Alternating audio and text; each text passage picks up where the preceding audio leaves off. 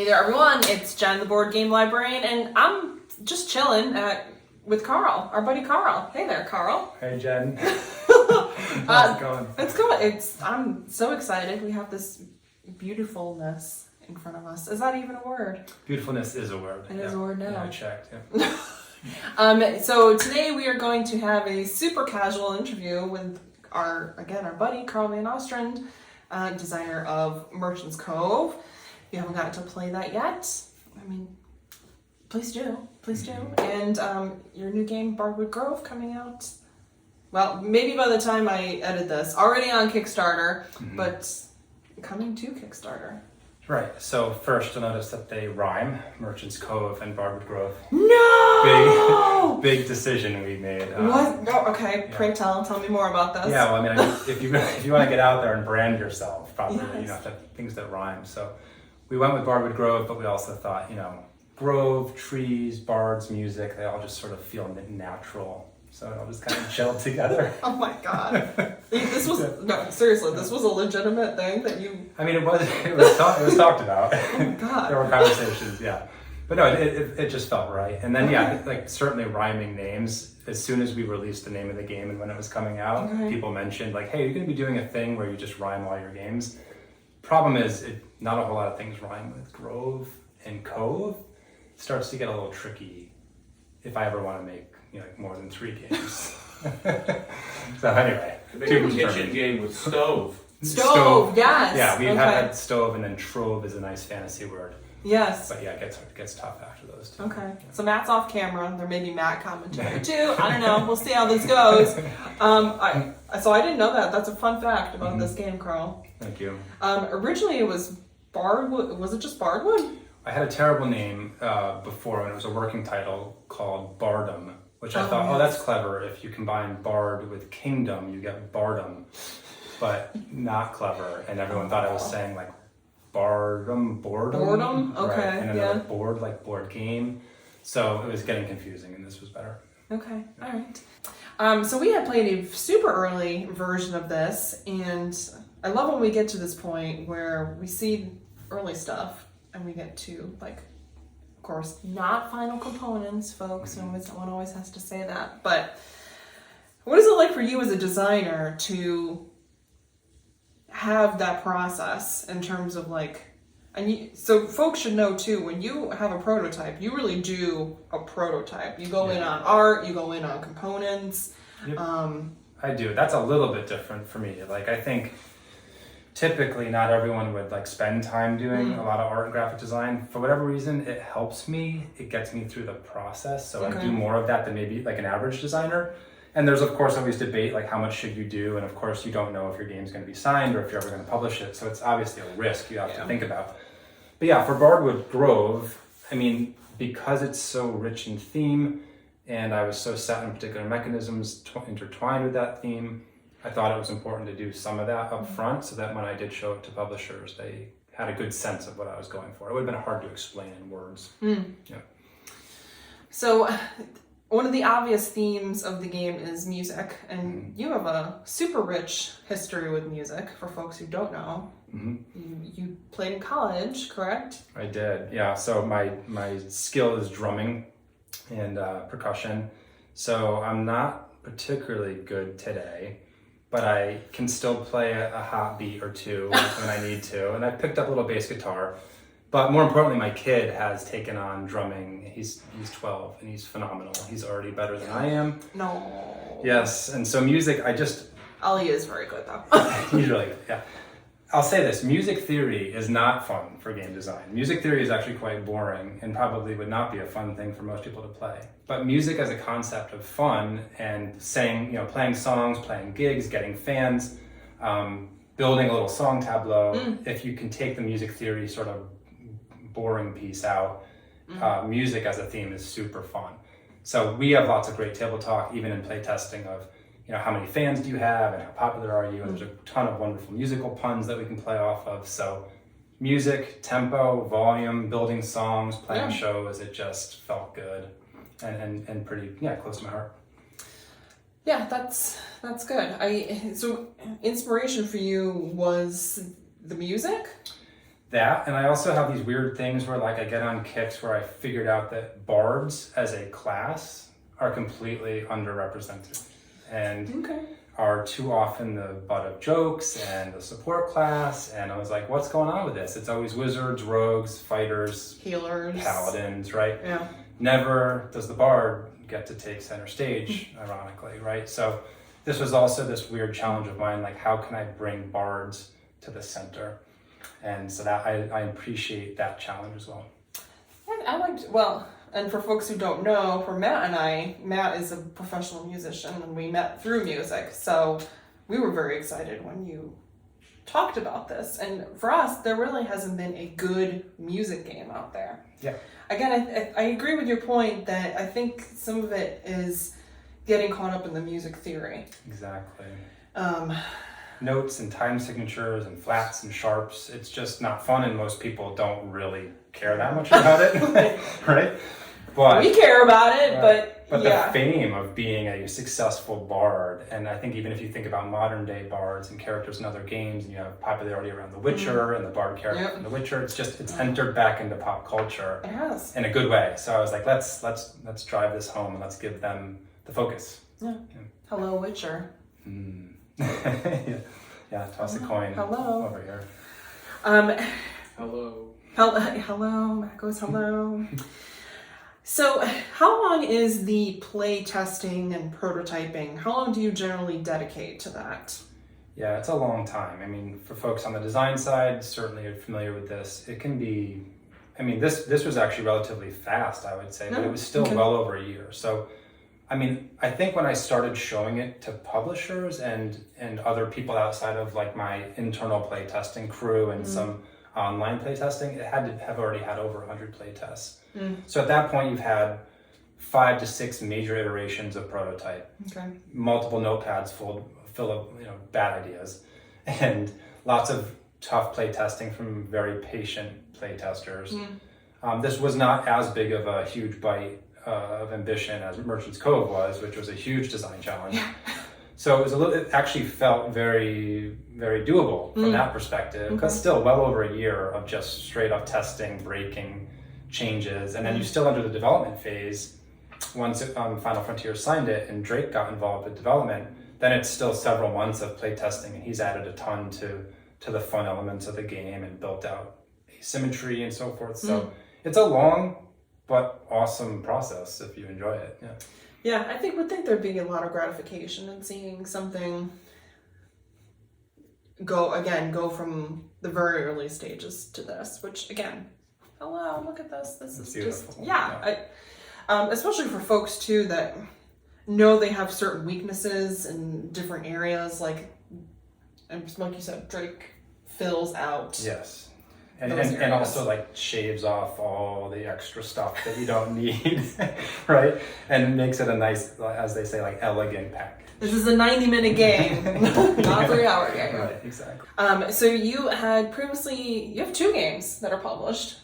Merchant's Cove, which was a solo venture with Final Frontier, hugely successful. It was over $200,000, wasn't it? Merchant's Cove? 600,000. Okay, all right. So I'm just doing lots of bad research over here, Carl. Matt's shaking his head at me like. Yeah, I think that to me is like still super successful. Oh, I mean, it was awesome, and the reception's been incredible. Like I was very lucky with Merchant's Cove. It was super ambitious design. We had really good developers and a really wonderful publisher, and it worked out really nicely. I learned a lot. Johnny and Drake were super important to making that game shine. And I mean, that's why they're credited as designers, not developers, because they honestly did a ton of design work on Merchant's Cove. And it was very successful. It continues to be in the market, doing very well, and I can't be happier. I feel lucky. Yeah. So your other published game is with Two-Ton Porcupine, now picked up by Wise Wizard, which was how we initially met. Right. With Kapow.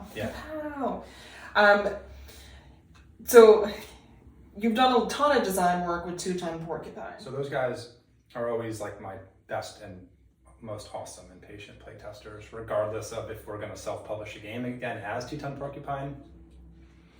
They are, and some others too, like Jeremiah, just incredibly strong playtesters who I mean, I'll tell you, when you're in the middle of designing, the games are oftentimes, I mean, I would go as far as to say not only not fun, but like torturous or broken, right? Because you'll encounter something, a tweak that you made, and it's like, wait, this is just not going to work, or something so imbalanced that it won't play.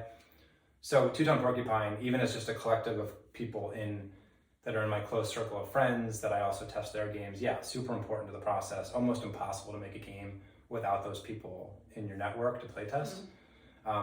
Or you can go public and try to find testers that way, which is doable, especially in COVID when things kind of went digital. But yeah, it's a tough process, and you need those people around you to support you. So your other published game is with Two-Tone Porcupine, now picked up by Wise Wizard, Right. which was how we initially met. Right. With Kapow. Yeah. Kapow. So you've done a ton of design work with Two-Tone Porcupine, and I'll snip. Okay, so you don't need me to talk right now? No. Okay, Good. cool. Cool.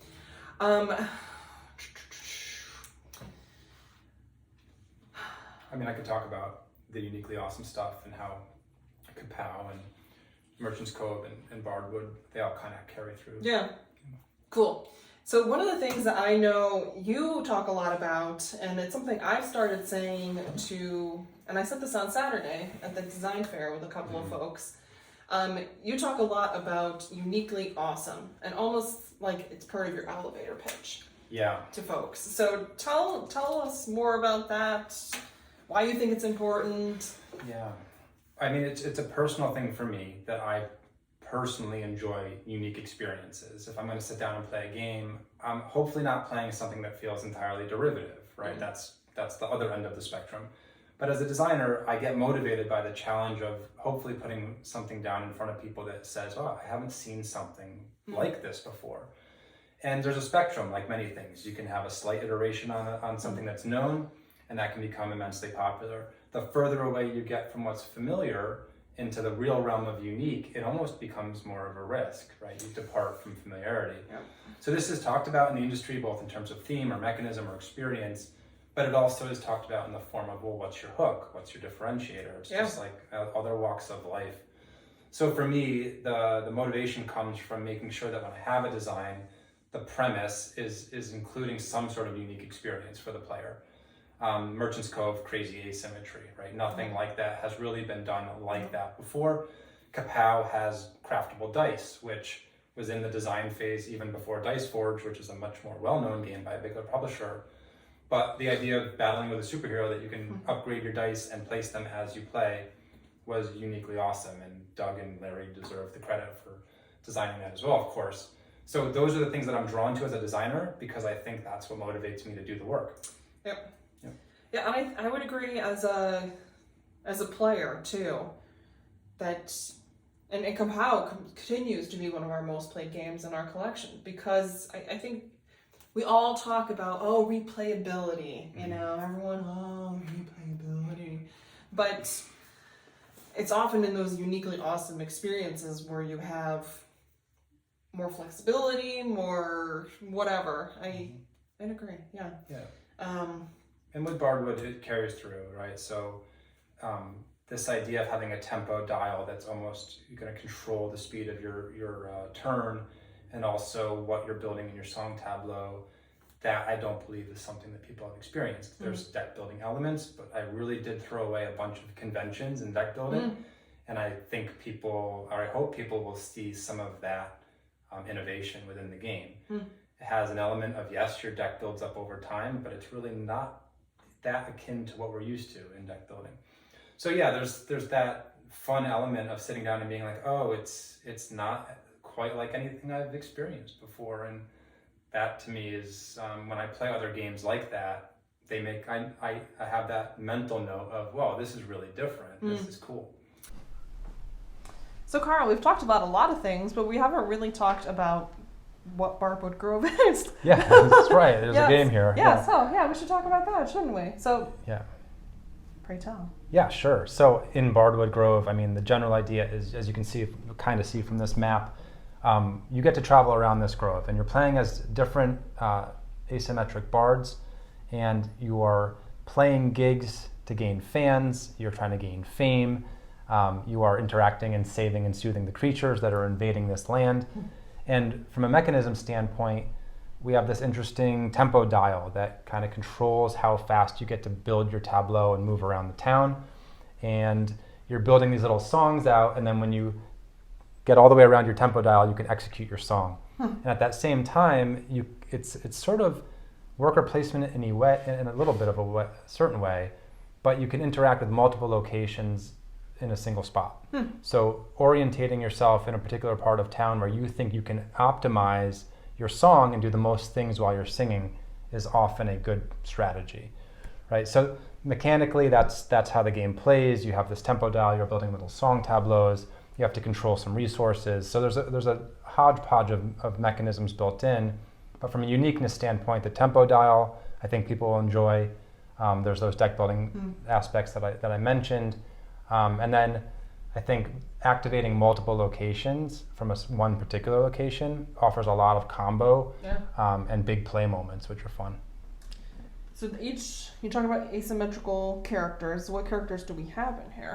Yeah, so we have various like subclasses of bards, which are a ton of fun to design. So we have a barbarian, for example, who is a dwarven axe metal guitarist, right? Love it. We have a trumpet horn player who sort of has like an assassin type of build. We have a banjo duelist, and we have a sword singer. So these are all creative takes on different types of instruments and bards. And yeah, their instrument is unique, and then their actual starting deck is unique. Oh, good. That's cool. Yeah, I know Final Frontier have been previewing some of the characters leading up so far, and it's been fun. People are, some of the comments I saw, people are, I don't know if they're leaving the bard for last, or they don't understand that they're all bards. They're all bards, yeah. Technically. Yes, everyone in the game is a bard. And yeah, it'll have 4, and then in the base, and then there's going to be, as you'll see, there'll be more bards rolling out past that too. So I think we're going to get up to around 8 bards. Holy smokes, that's super exciting. Is there a woodwind bard? Yes, one of the ones, in the base game is going to be a woodwind bard. Matt's over there going, a piano or organist one? Yeah, I know. Okay. They have to have wheels of some kind. Yes. Yeah, like an organ grinder type thing. We talked about. Yeah, cool. all right. Yeah. Love it. Sold. Yep. So how does music actually integrate with the game, right? So as a bard, one of the things that you're manipulating on your board is your tempo wheel. So the game is all fueled by drawing 2 cards from your deck. You have to choose one to put into your discard and one to put into your song tableau. Okay. The one you put in your discard actually controls where you move in town and the tempo dial. So the faster your tempo dial moves, the sooner you will actually get to sing your song. And your song is being powered up with all these interesting resources that you need to do things in town. So when that tempo dial actually flips around midnight and you get to sing, it's a moment where you're saying, okay, I'm activating my song, and now I'm at various locations in town, and I'm going to go to the poet house, and I'm going to get some additional coin at the poet house. I'm going to go to the shop and buy a new skill that I can put into my deck. Or I'm going to go to the edges of town and soothe creatures, which also go into my deck. So there's various ways that you can use your song to interact with multiple locations and continue to sort of increase the strength of your bard's deck. And that's the core. At the end of the day, you're trying to become the most famous bard. So there's obviously a victory point condition. And that's the gist of it. There's some interaction directly with other bards where you can grab their badges and then use them as resources. So you can actually engage directly, and it doesn't necessarily hurt them, but it definitely can help you. So positioning yourself near other bards can also be advantageous. There's a good amount of weight in this game. I'd say it's probably a notch or 2 higher on the weight scale than Merchant's Cove, so it's a little bit deeper or weightier from that perspective. Yeah, all the Final Frontier stuff tends to be in like the 2-3 range, BGG weight. So it's still right in that wheelhouse, I'd say, in that 2.5 range. Yeah, about medium, I would put it out. Like we sang Smedium and board game. Smedium, yes. Has that happened yet? New word. Lots of new words we're making up here tonight. So we've talked quite a bit, the 3 of us, and Doug and Larry, about kind of the power of the reviewer. Yeah. And if a reviewer doesn't like your game, sometimes that can be adjustable. Or if they love your game, that can soar to Yeah. extreme popularities. Right. How, as a reviewer and designer, Mm-hmm.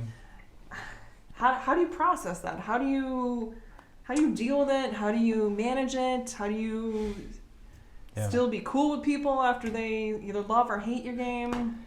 Yeah, it's a huge question. I mean, I think at its core, designers and reviewers have a very great relationship, right? You guys are probably doing this, like a lot of people, because you love games. Like most reviewers, you wouldn't be doing this if you didn't have an inherent passion for board games. And as designers, and also when we play games, of course, there should be like a symbiotic relationship there. We're creating things, we all enjoy the board game. And it's still such a small industry that comes with inherent pros and cons. I get to know folks like you, and I get to meet other content creators. But obviously, truth be told, when something is your baby for 3 years, a painful process, a pretty thankless process, and there's enough self-doubt that creeps into my own brain all the time, that when someone, especially someone high profile with a lot of viewers or clicks, whatever you guys call them, impressions, I have no idea, it can hurt right in your soul. I mean, it's something you created. You obviously want and wish that people enjoy it. So if someone is out there vocalizing that they didn't like it, it can obviously hurt. There's no other way to put it. It's gonna hurt. That said, you also can't create a game thinking that everyone in the world who plays it is gonna like it. That's an incredibly silly outlook, right? So obviously people aren't gonna like every game. All you can do is build the thing that you think will make people happy. And what I have gotten better at is, like, if you take Merchant's Cove, which was a pretty high profile game, certainly the most widespread game I've created, there was a lot of feedback. And what's hard, and I think anyone can relate to this, content creators I'm sure can relate to this, that sometimes that one negative thing somehow carries more weight than the 10 great things you've heard. And that's on us to, rationalize better. So I think I'm getting better at the fact that, look, if I go through the greater scheme of things, I'm very confident in my ability to design a game. I'm super confident in Final Frontier and Drake and Johnny to make a great game. So with that in mind, I'm getting better at saying, hey, that guy on Facebook just posted that his family enjoyed Merchant's Cove and they're almost treating it like a gateway game and they're loving it and they've played it 10 times. I need to make sure that counts more than the one reviewer that may have said Merchant's Cove was boring with 15 O's, right? So they carry equal weight, and if you can think of it that way, you can get by. So I know that's a long-winded answer, but it's a very personal thing, right? I think it doesn't matter what industry or even in our personal lives, we definitely do that. I think we all do that, where we could have a really positive, super amazing day, but if one negative thing happens, like the whole day just is down the tubes. Exactly. Yep. I do have a question. Oh, Matt has a Matt's here. question. It's kind of it's not a long question, but my intro is. Okay, I'm gonna have to repeat it back. When you look at a lot of the high-profile feedback from Merchant's Cove, a lot of people, and I'm not going to say who, were like, well, we didn't ask for this, or it was too different, or there were so many different things happening, I wasn't sure what to pay attention to, and so I paid attention to my own thing instead of looking at the big picture. Yep. Because it was so different at the time, do you have hope that down the line, people will look back and say, why were we so harsh on that game? Because that's where the stepping stone really was. I appreciate the question. I hope so, would be my short answer.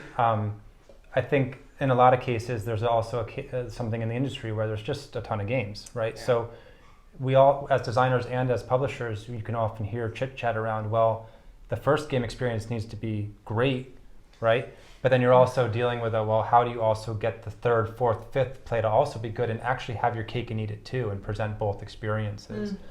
And then you're asking a big favor of the consumer and the reviewer to play it more than once, right? And if they don't, and if that first experience was sort of like dismissive or whatever, or like you said, Matt, they didn't necessarily see the combination of parts in Merchant's Cove and they just felt like they were head down in their blacksmith shop and they didn't see the market strategy. That's okay. It's actually still good feedback in a way, despite being critical, because then you realize, okay, that perception, even if I might think they're wrong, is still valid, right? So it's something that as a designer you go back and say, all right, well, what was causing that perception? What could have been done differently to maybe change that experience on the first play? So even I think I'm getting a little bit better at taking that feedback and saying, all right, as a designer, what did I learn from that? If someone sat down and didn't get the experience I thought they were going to have, that's actually on me, theoretically, to fix. So Interesting. So what would you say industry-wide, from designing, from publishing, content creating, consumer, what do you think we need to do as an industry to push forward in terms of more uniquely awesome games? Yeah, I think one thing is supporting smaller or mid-sized publishers, right? That would be like maybe some low-hanging fruit. I think like in other industries, innovation is often coming from the bottom because it's coming with a higher risk. There's no doubt that if you want to make money, minis and fantasies still work, right? Yeah, it's wild. So as consumers, you have to hope, I'm hopeful that people will take unique themes and unique mechanisms and look for the bigger picture. Whereas it's very easy to say, well, this doesn't feel familiar enough. Ugh, get off my table. Give me my worker placement or whatever I'm used to. So I think that's a tough ask, right?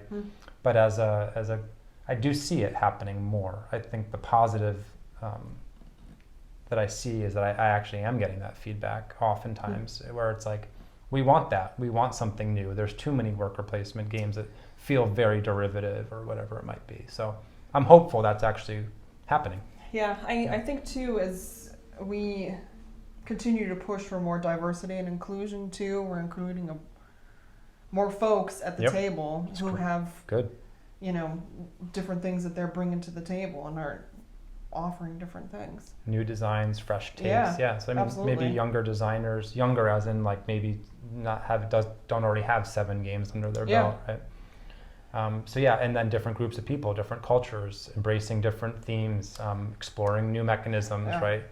So it's tough. One that comes to mind from another publisher, I believe it's called Block and Key. It was by Connor McGooey. I forget, is it Inside Up Games? Yes. I just remember backing that one mostly because I was like, 1, this looks cool and fun, but 2, like, good on you for trying something really interesting, right? And it's like, it did well on Kickstarter. I don't think it made a massive, like, multi-million-dollar splash or anything. $200,000.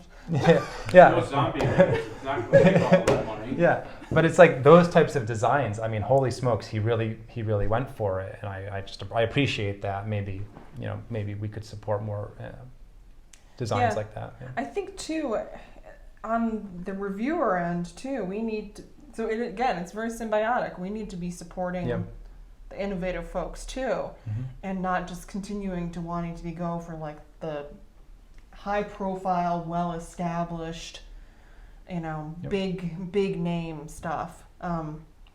That's tough, I imagine, right? Because the biggest games will draw the biggest views, right? And the bigger game, the bigger the publisher, the higher the whiplash if it's negative. So there's a lot of competing elements, right? I'll still say, and as I mentioned to Final Frontier when I talked about our preview copy, our Merchant's Cove review is still one of our highest viewed videos. So I agree. It's a business, it's a creative art, right? And this is where we get into a crossroads. So basically what I'm looking for is like good people, good relationships, honest, ethical nature, objectivity when it's called for. Those are the types of things. Zero objectivity going on here. We're like friends. We're going to love this, Carl. So even if it's trash. Yeah, I should probably practice what I preach a little bit. Yeah. Might I just say, excuse me, you can't talk about not being derivative with a Cthulhu dress on. That's fair. Oh, yeah. I get a lot of comments. I wore this dress on purpose because I do get gamers get it. But at work when I wear this dress, it confuses the heck out of people because they think it's Squidward or an octopus. Yeah. So. And then I would finish that off by saying positivity is like king. Like I don't see any reason to tear people down even if you don't necessarily like it. This is tough too because I think some consumers are looking for heavy critique, yes. but I don't necessarily have to worry about that, thankfully, because that's a tough one. but I'm out there trying to support and only support. If I don't think something is awesome, I simply like will follow the golden rule, right? I think a lot of people could probably help by doing that. Yep. Too. Yeah. That's something in particular Matt and I try very hard on when we're doing reviews. I've even, someone on Board Game Breakfast had commented, because they ended up playing one of the games I talked about, and they hated it, and we had hated it too. Mm-hmm. And I said, you listen very carefully to my reviews, especially on Board Game Breakfast. I almost never say if I like the game or not. Yep. Because for me, I'm trying to, at least I'm trying to provide options for people. Yes. In a very large crowd on the Dice Tower. But with our own channel, even if we didn't care for it, we try to recommend who we think the game will be That's for. the best. I love that.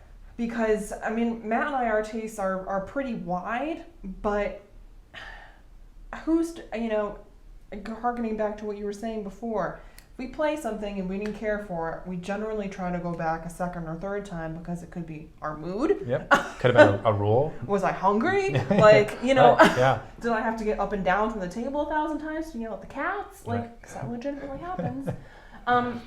Yep. It's so hard. Anytime you're putting out creative product like this, And it's a ton of work, right? Yeah. Like I've learned just from listening to other content creators, you guys spend hours doing this stuff, right? Just like we spend designing. So that again is a shared undertaking that we should, be aware of.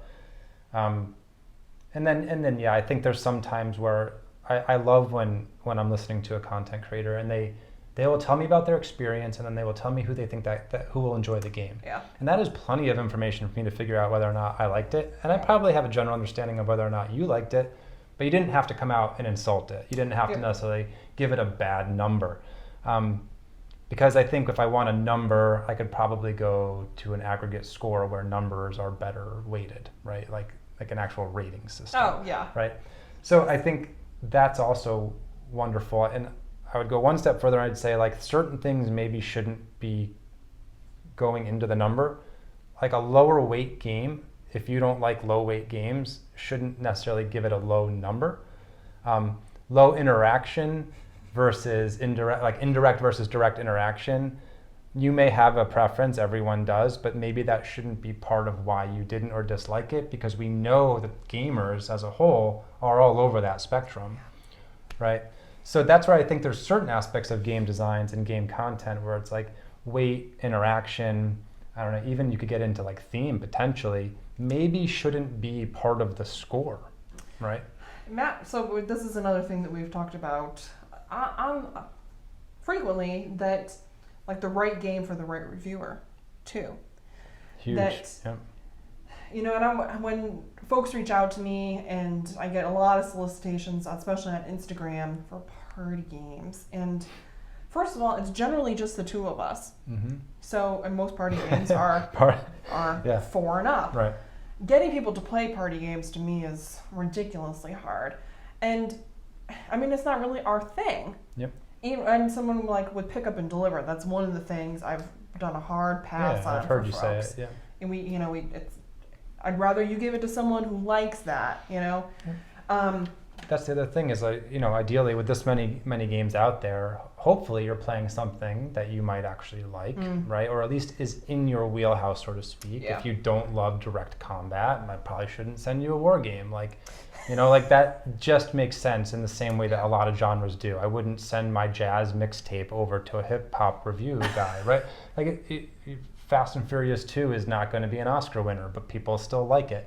So yeah, I think there's genres, there's niches, there's nuance to the whole system. So. Oh yeah. Matt looks like he has a. I hate running errands. What makes you think I want to do that in a board game? Right, that's a totally fair point, and no one should ever send you guys pick up and deliver games. Yes. Hopefully. Hint. But it's tough because I also get the other point of view, which is like, hey, play a game, objectively review it, tell me what you think if it's good or bad, because that's why you're a reviewer, right? So I get it. If you take the term reviewer as critic, then I guess find the channels that do that. They're still there, right? Yeah. So. Yeah, ethics in board games and content creation is interesting. It's an interesting. I don't know that we'll have this conversation, but it's coming from a journalism background and coming from a library background where ethics are very strong and both, and marketing too, you know, and it's it's very interesting. It is. It's a super small industry of very passionate people, right? And it's like you can go to a con and run into half of these folks, and that's both wonderful, but also as a designer, like pretty intimidating. Oh yeah. Right. So that's tough. It's both a blessing and a curse. It's like a lot of people know each other, and that's great in some ways because you can have a beer and we can hang out. But it can also be tough. Yeah, we should have a beer and hang out, Kyle. Beer and hang out. Beer and hang out. So October 13th. Yes. Not 19th. Is there a price point yet on this that you were able to say? I do not know. Okay. I wish I did. That's fair. That's sorry. quite fine. There is a Kickstarter preview, I think, on this, so you can join for click to launch. Yep. I'm positive this is going to fund. I believe I'm it sending will. those positive vibes Thank you. out in the world for you, Cara. Thank you. So yes, Bardwood Grove, Carl and Ostrand. Thanks, Jen. Thanks, Carl. All right. Have a good night. Bye.